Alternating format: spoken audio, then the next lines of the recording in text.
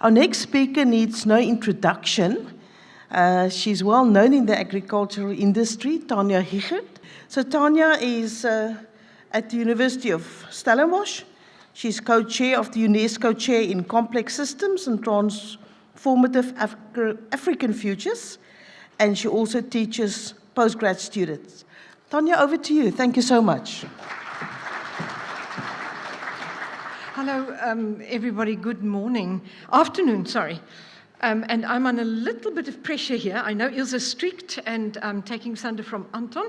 And I also put together a set of slides, very lovely visual slides. And then I realized it's really difficult to see the slides. You know, you've got to either turn completely this way or completely that way. And then towards the end, my slides have a little bit of small writing. So everything is going to be available afterwards. And you're very welcome to all of this material. I'm not wearing a chair hat at Stellenbosch University or an expertise hat or anything. I'm literally here today as a practitioner. And the Futures Foresight work that was done by you in the agricultural sector. And really kudos to both the Department of Agriculture and Hortgro for assembling a really wide range of stakeholders. I operated as the practitioner who brought the tools and the methods and the platform, all of it online during COVID. And of course, I'm blessed to be working with a really wonderful team of people. And so what I'm going to talk about now is just, and Ilse, if I had a really crystal ball, I wouldn't be here. I'd be a very wealthy person. Because the point is, why? Why does one engage in this sort of futures and foresight work? Because we can't know the future. We really can't. But we can know the factors that shape the future. Huge difference as well between foresight, which I'll get to in a sec, and forecasting. So the work that Van Dille does, you know, the next 3 years looking at sort of GDP forecast, that kind of thing. No, superb work, and it's a massive industry, but it's valuable for that section of it. Of course, and also alluding to some of the things Professor Madonsela was saying, we need to have much, much longer views.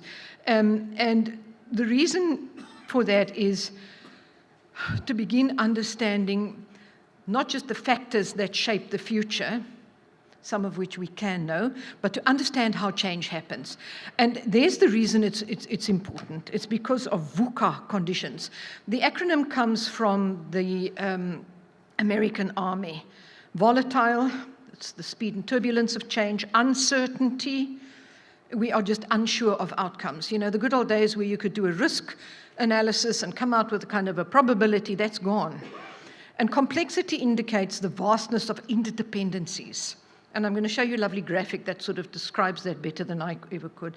And ambiguity is there aren't real expertise, real answers, real kind of ways, except deeply held values becoming more and more important than ever before. Thank you, Professor Madonsela. So there aren't these sort of ways of operating and knowing and deciding that we've always had and that have worked well up to now. It's gone, and I'm going to explain why. So why foresight is a capacity, okay? Capacity that one can learn, one can develop, and it's to anticipate and plan for possible futures. So have a range of futures. And then you do this not just to kind of stress test, so I've got this plan, short term, longer term, have a view of multiple futures, and then kind of stress test what it is you're doing. It's more than that. It's about developing, even at a societal level, individual, business, societal, sector, whatever your unit of analysis, developing this capability of using the future, of working with the future in a systematic way, so that you can take better decisions, make better choices in the present. And then ultimately that kind of filters through into things like products or services, policies, decision-making, and then crucially, this ability to cope and to be resilient in the VUCA world. So that's kind of why. But now back to these factors that shape the future. Many of them are slow and steady. So climate change. And many people think it's all about trends analysis. It isn't. Because in my game, a trend is a trend until it bends. Trends tell you, trends tell you more about history often, but you really do have these mega trends shaping the future very strongly. Melting icebergs, slow and steady, but there are tipping points in there because we're all in complex systems, complex adaptive systems. A lot of this change is cyclical. There are many people in the room here, I'm included, that are old enough to remember. My French is not very good, but plus ça change, plus ça, the more things change, the more they stay the same. That's a little picture there of John F. Kennedy and Khrushchev. You know, now we have mega powers rattling sabers at one another again. And the point is that these major kind of forces that are playing out around us in this larger contextual global environment don't just play out, they interact with one another, interrelated, and they cause one another. And when one of them happens, it impacts others, either by blocking or by tipping into other forces. That's a lovely graphic that I like using over and over again from the World Economic Forum, the risk interconnection map, and showing precisely how social factors are connected to technological, economic, ecological, and of course the underlying values, and how one cannot try to be rational and look at things in isolation and be over-analytical about things. And that's when foresight starts becoming important, as does systems thinking, as does an understanding of working with complexity. So just, again, to label these big factors that shape change here in South Africa, everywhere in the world, they're large scale. We like the acronym STEEP V: social, economic, environmental, political. Did I have two E's? Environmental, technological, STEEP V, and values. And the Hortgro members that took place in this foresight work systematically went through these as driving forces and into the process of figuring out, well, how do they manifest, how do they play out in our environment in which we're working and operating? And that is what's critically important. It's one thing knowing about these things, it's another about spending the time and the effort of figuring out, well, what do they mean to us? And that is precisely what this work did. And this work, by the way, is all beautifully written up by Anna Mouton. Anna is here, and in the Prout journal that you all would have gotten a copy of. So, you know, everything I'm kind of saying here is sort of written up in a much better way with more information about this. The other reason we've got these really mega driving forces shaping our world to a larger extent than what we have been used to previously is because of something called the Anthropocene. Some of you may be familiar with this terminology. It's the fact that we're entering a new geological epoch. So we've all come, the last 10,000 years on planet Earth with us as human beings has been the Holocene. It's given us the stable climate, it's given us the conditions where we've developed our cities, our societies, our industries, our agriculture. It's changing, and it's changing very rapidly. There is no scientific argument left anymore. We are in the Anthropocene, and it is this era, this epoch, where human activity is changing planetary systems.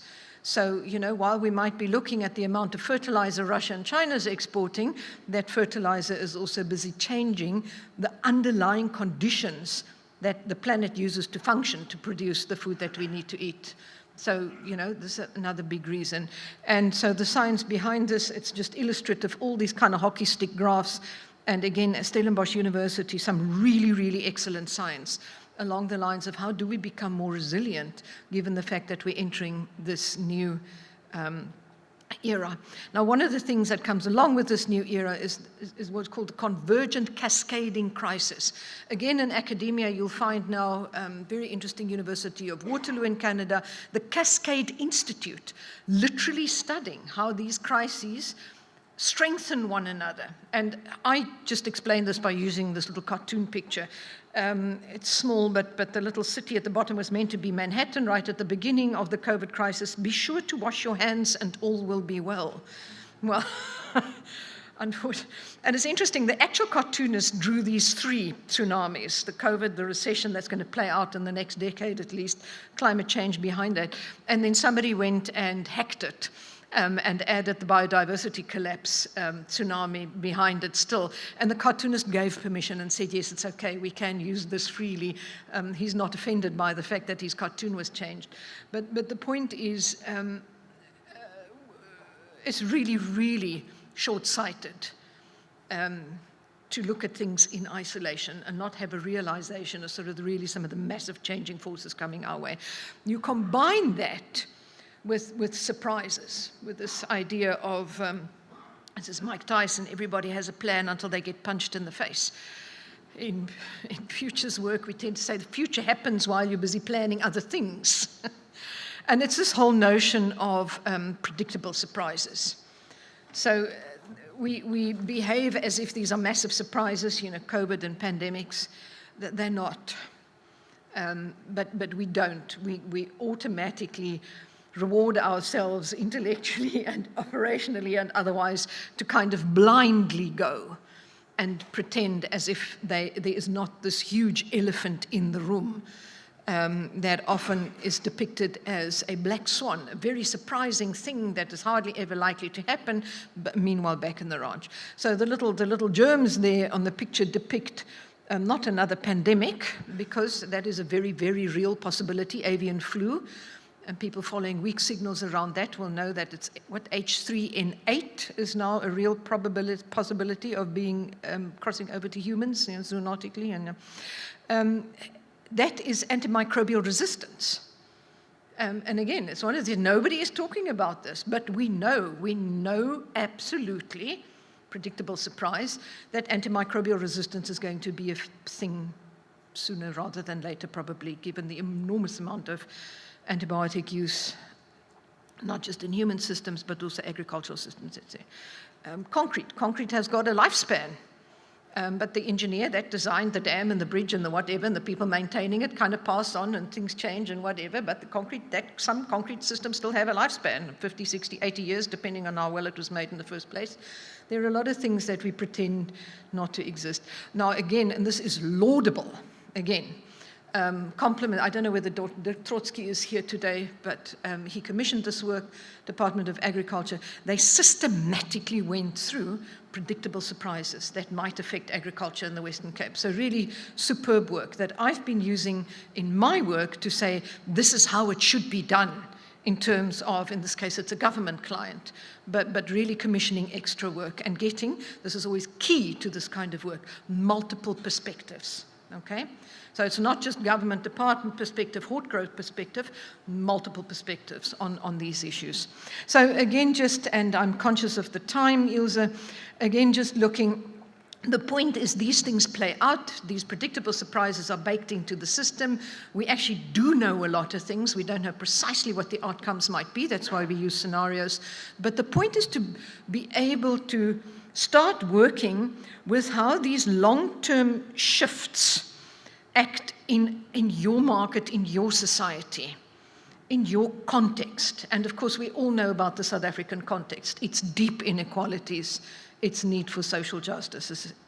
So then mixed into that are local signals and localized short-term expressions of change.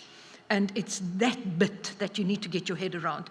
And that happens not through some kind of magic or clever people that do this kind of work. That happens by spending time together, systematically working with the tools, with the methods, with multiple perspectives, systematically using the future and figuring these things out.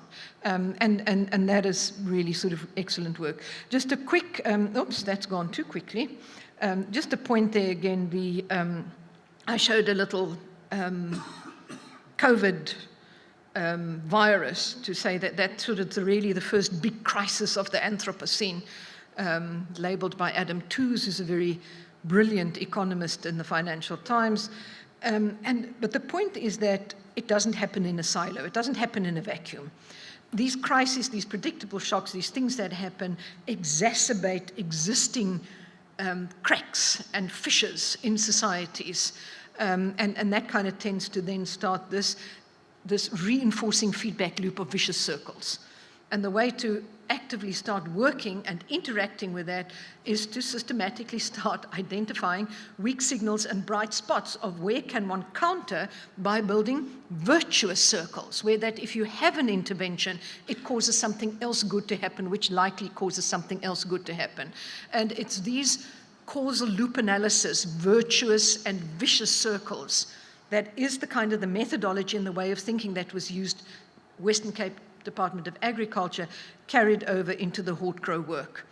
And then finally, just to mention the great structural forces that set the parameters. Demographics, Africa, of course, being the continent of the future.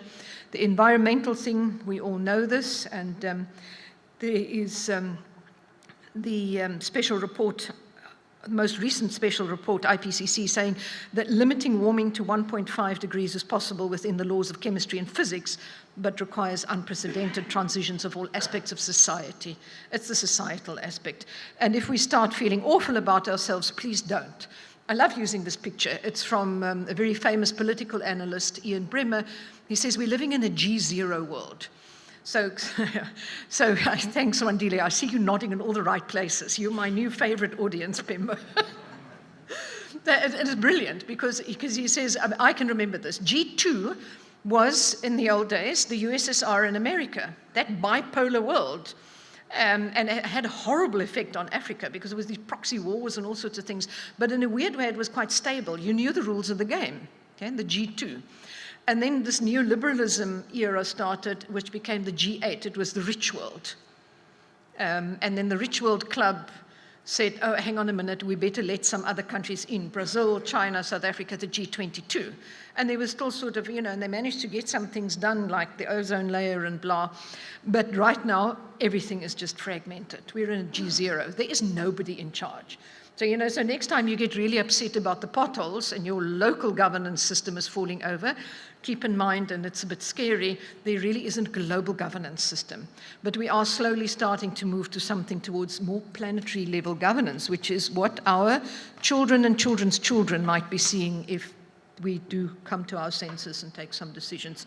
Oh, and then what's interesting just economically, I put this up not because of the quote, because I mean, the quote sort of really just indicates it's the death of neoliberalism has started. We're not quite sure yet what's going to replace it. And this quote starts alluding to what might be replacing it, sort of more public service investments by governments, more redistribution, questioning the privilege of the elderly and the wealthy. We're starting to see the signs of this kind of thing. It hasn't got a name yet. The point I want to make with this slide is look who is saying it. The Financial Times. That is the most arch-conservative publication out there. So this whole thing about the writings on the wall, it depends where you look at to know that things are changing quite dramatically. This comes from World Economic Forum. It's useful, it's handy because they do enormously huge amounts of research. That's our shopping list of the technology stuff. And keep in mind, not everything is speeding faster and faster in that realm. We're actually coming to the end of an incredibly long boom of ICT technology and everything that it has given us. It's slowing down. And you start seeing this in weird places. You're starting to see Uber is getting in trouble, Netflix is getting in trouble. There's some of these companies, business models that aren't as lucrative. And the amount of money that's flowing in there is slowing. So not everything is speeding up the whole time in this technological realm. It's shifting into another sphere, but don't be caught up into everything speeding up the whole time. Having said that, we are still very much in it. So the amount of data passing through our phones increased by 30% in just 1 year. And people, this does stuff to our brains, so we've got to be aware of what it is we're dealing with. The point about all this is that even if you have these massive driving forces playing out, is that small changes can have massive effects. And that is where taking decisions, being aware of what's happening, what is shaping the future, going to the trouble of saying, well, how does this affect us? What are the choices and decisions we could or should be making?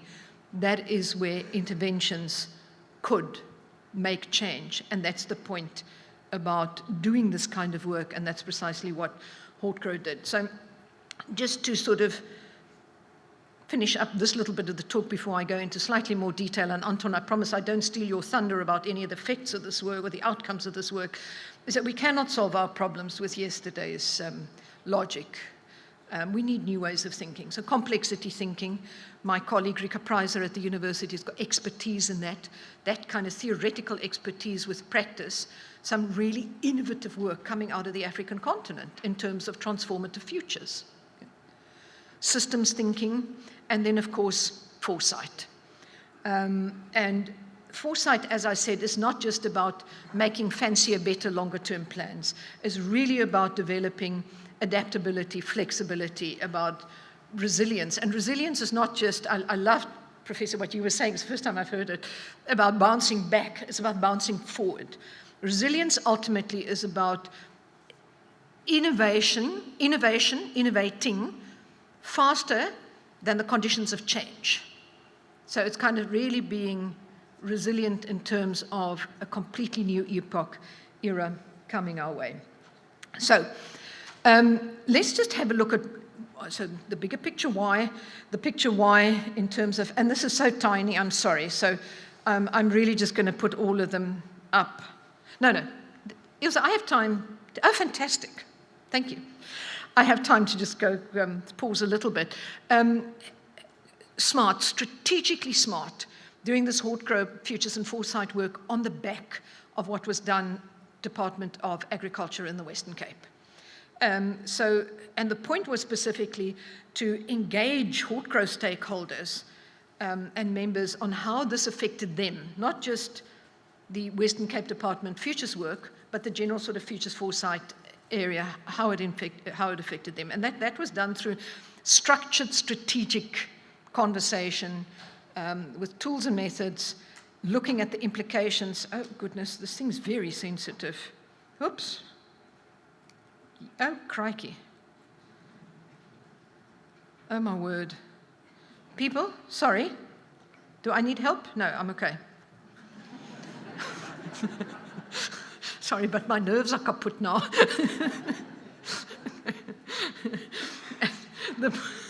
Thank you. The point is there was a process and a framework and Beyond Stain again compliments to planning this properly in terms of not wasting people's time, in terms of really getting input that mattered and having rich content and material to work with.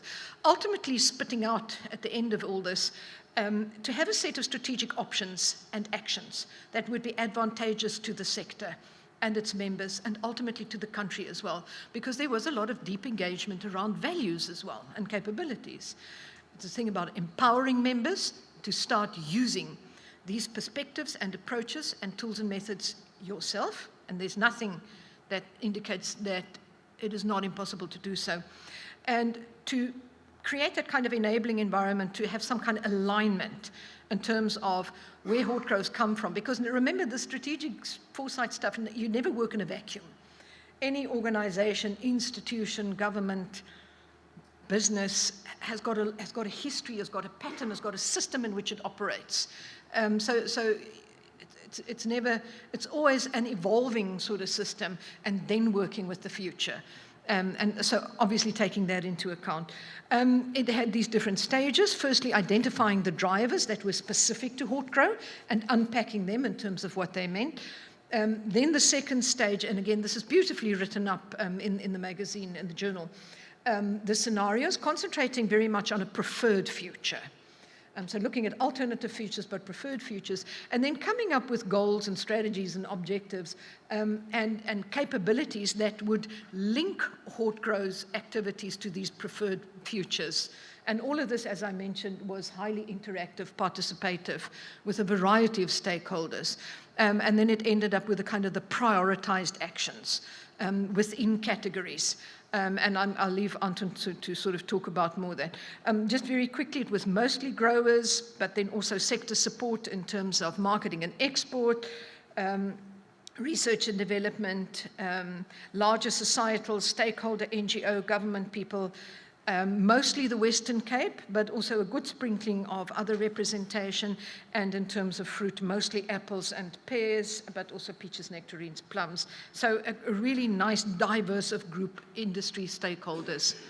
And then just a quick illustrative slide, because that's tiny, to show that these sort of high impact, high uncertainty drivers of change, Okay, so really the things that we think are going to change and be important in the future, they were clustered and synthesized and ranked by participants. And these are the items that we used for the 2x2 matrix scenarios. You're mostly familiar with those.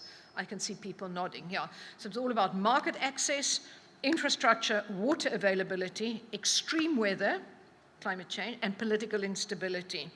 So you can see here these themes echoing again that you've heard from Wandeli in a talk earlier and other talks that you're going to have as well. I put this one up quickly. I literally just copied it as is. Again, it's tiny. But just to show you really the importance of working with potential shocks and disruptors. So these were the top 15 out of 30 of potential shocks and disruptors that were identified by Department of Agriculture. So drought, water scarcity, not being able to export for whatever reason, whether it be carbon net zero, port blockages, whatever, constant destructive extreme weather, the shadow economy and crimes associated with it, corruption, gangsterism, smuggling, violence, unprecedented hunger. So the industry is working with unprecedented hunger in South Africa. South Africa becoming food insecure, food unaffordable. What does the industry do if there's a predictable shock like this that plays out? And those are sort of literally the practical exercises that we went through. Soil fertility collapse due to buildup and unrestrained use of salt and petroleum-based fertilizers and weed killers, collapse of markets, few large corporations capture the sector, et cetera, et cetera. So these are really, I see my 5 minutes, the things that were worked through. Hortgro jumped extremely successfully onto the bandwagon of this enormous amount of work that was very comprehensively and rigorously done to work out its future. So here is Hortgro's preferred future for the South African deciduous fruit sector, coping with climate change effects, which are foreseeable. That implies the kind of infrastructure and technology out there that helps farmers and people in the industry have a really good idea of what is coming our way. Well-managed sufficient water supply, production and route-to-market infrastructure, which is upgraded and maintained, diverse range of markets easily and affordably accessed by all players, robust supply chain that operates smoothly, fourth, industrial technology uptake that benefits all players. Okay, important, because again, here is one of those systemic issue vicious circles. The big players, the rich farmers, the big organizations are more able to deploy this technology that makes it easier, better, etc., and the rich get richer, the poor get poorer. And so, again, this kind of specific interventions in terms of, let's see, where do we equalize, intervene in terms of this kind of technology revolution, again, that we know is coming our way, is probably here already, a lot of it. And then good governance, supportive regulatory environment, and policy certainty, and some really superb, wonderful conversations about, hang on a minute, given where we've come from, is it really that bad? But I'll leave that to the people themselves. Participants generated long list of options of how to get to those preferred futures. And options are literally that. There are some things that you can do now. Other things that you might be able to do if conditions change in the future. Other things, contingency plans, that you keep in your back pocket. So sifting through all these options is a very sort of powerful way of working when you don't know exactly how the future is going to play out.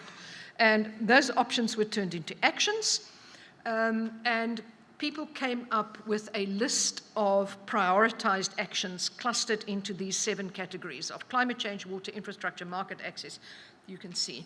And then there are little bullets about what some of these are. Some of them really interesting. Develop maps showing the future suitability of major production regions. Create strategic water resource plan. Holistically, working with all players. Assist and support government in developing the regulatory space. Encourage a focus on agriculture, technology, and engineering at local universities. The list goes on. And again, these prioritized actions. This is probably, Anton, I hope, some of the things you're probably going to be talking about.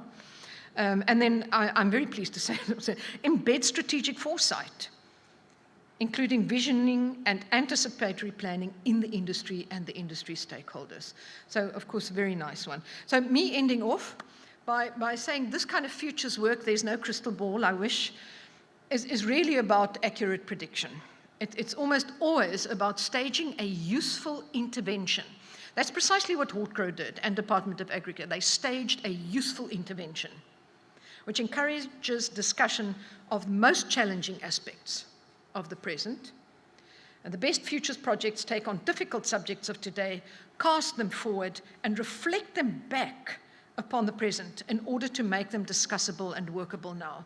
And so, as I say, thank you really very much, because I get to talk about this kind of work as an example of how good strategic foresight and futures work is actually should be doing. And I work internationally. I have few colleagues that have been able to say the same thing, that it has been as well done.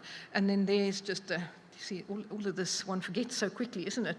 All of this was done online in the very weird COVID conditions that we all seem to be coming through slowly but surely. Ilse, I'm done. Have I saved you 30 seconds? Okay.